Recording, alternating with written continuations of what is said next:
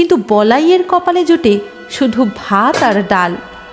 যতীন সব কিছু দেখেও চুপ করে মাথা নিচু করে থাকে। ও মা, মা আমাকে এক পিস মাছ দেবে? আমি কতদিন মাছ খাইনি। যা দিয়েছি তা চুপচাপ খেয়ে নে, আর মাছ নেই। ভাইকে তো 2টো মাছ দিয়েছো, আমাকেও একটা দাও না মা। আবার আবার তুই আমার ছেলের খাবার দিকে নজর দিচ্ছিস? যা দিয়েছি চুপচাপ খেয়ে নে। আহা, তুমি একটা মাছ টুকাইয়ের থেকে ওকে দাও না, ছেলেটা তো 2টো মাছ খেতেও পারবে না। তুমি চুপ করো, দেখতে পাচ্ছ না ছেলেটা আমার কেমন দিন দিন শুকিয়ে যাচ্ছে? ওকে এখন ভালো মন্দ না খাওয়ালে চলে? তুমি চুপচাপ খেয়ে নাও তো।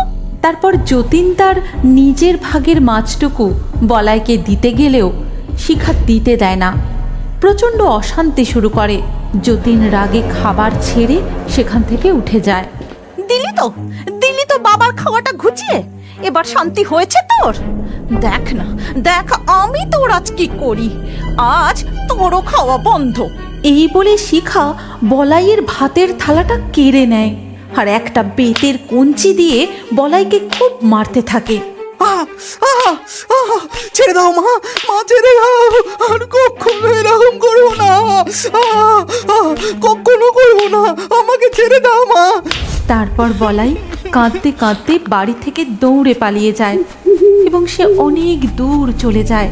রাতের অন্ধকারে সে বুঝতেই পারে না যে সে কখন শ্মশানের কাছে চলে এসেছে এবং সেখানে এসে একটা গাছের নিচে বসে সে ফুঁপিয়ে ফুঁপিয়ে কাঁদতে থাকে।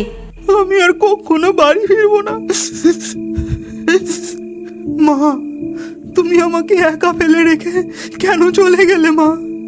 নতুন মা আমাকে খুব মারে, একটুও ভালোবাসে না। তুমি কেন চলে গেলে মা? কেন চলে গেলে? ওম হিম ক্রিম চামুণ্ডায় নমঃ। ওম হিম ক্রিম চামুণ্ডায় নমঃ।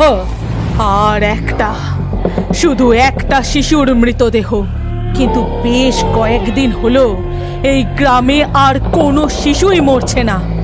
না না না, আমি এভাবে হার মানতে পারি না।